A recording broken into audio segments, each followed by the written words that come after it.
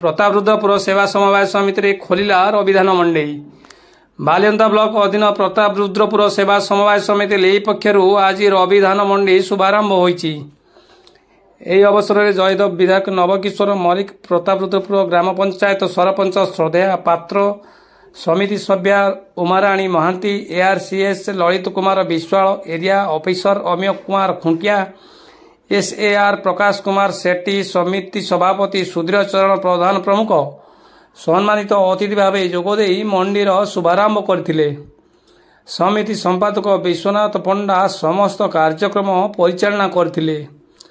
प्रथम पर्यायर मोट 1270 क्विंटाल धान संग्रह नहीं लक्ष्य धार्य करा बेले आज 9 जन चाषींठारू सर्वमोट 630 क्विंटाल धान संग्रह करा संपादक श्री पंडा कहते।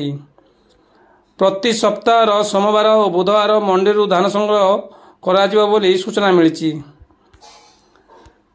पारिभाषिक स्थित सांतोलिया राइस मिल मंडी धान किणव। आसंता काली काकरद्रपुर और झिंटी शासन धान मंडी शुभारंभ होब एरिया ऑफिसर श्री खुंटिया सूचना दैछन्ति।